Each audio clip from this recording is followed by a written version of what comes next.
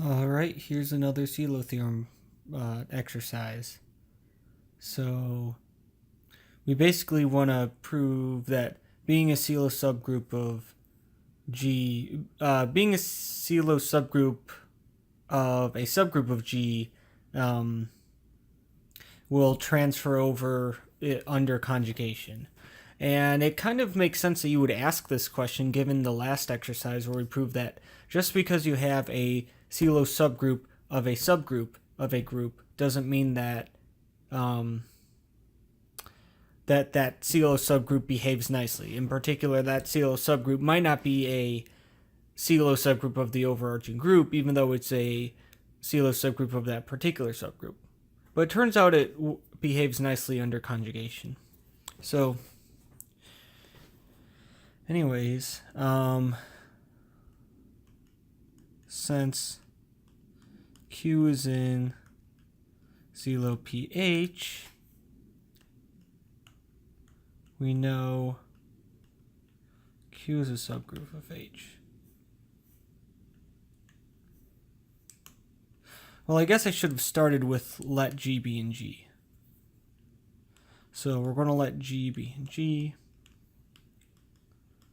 Since Q is a P-CeLO subgroup of H, we know that obviously Q is a subgroup of H. So, thus, GQG inverse is going to be a subgroup of GHG inverse. We've discussed, or it's discussed in the text, that if you conjugate a subgroup by one particular element, then you'll still get a subgroup. That's not hard to prove.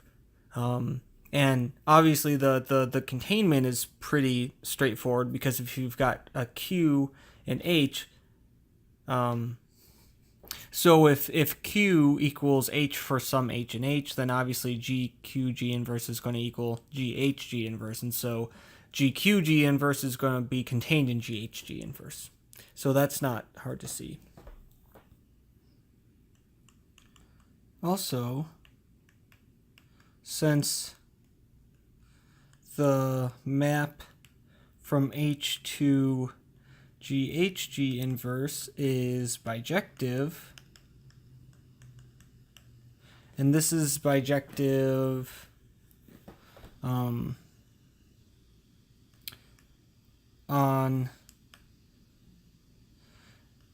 okay, so it's bijective from H to GHG inverse, and that's not hard to prove.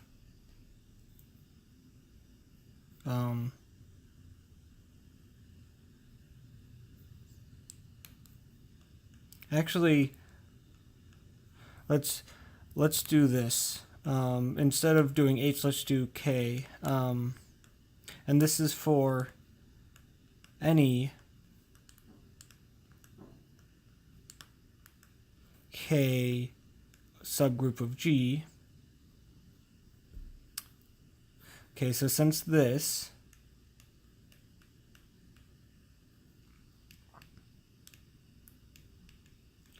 we know that conjugation of, or rather conjugating a subgroup, in fact a subset, but a subgroup works in particular, conjugating a subgroup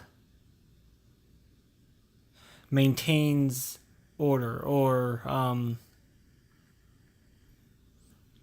conjugating is, yeah, sure. That might not be the best technical word to use here. Maintains, yeah, we'll just say maintains order. And of course that means that the order of K, let's write it like that. You know that the order of K is equal to the order of GKG inverse. And that's also for any subgroup. Okay.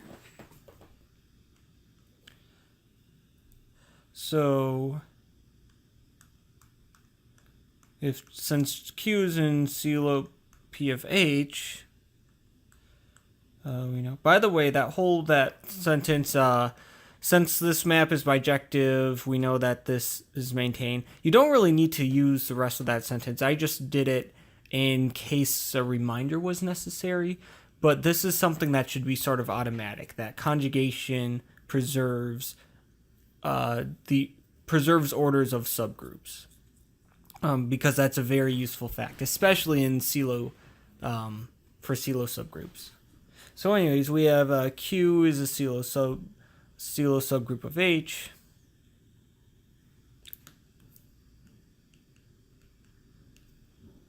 We know the norm of H is P the alpha M, where P does not divide M, and the order of Q is equal to P the alpha. And so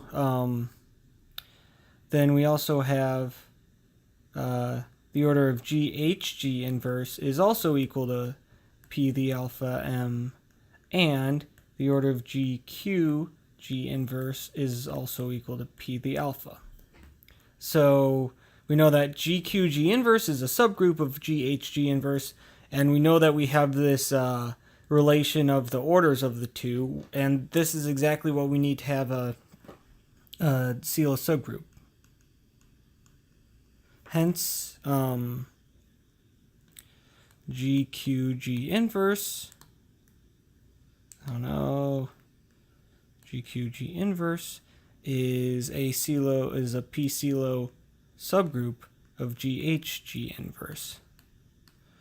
And this holds for all G in G, and so that finishes our proof.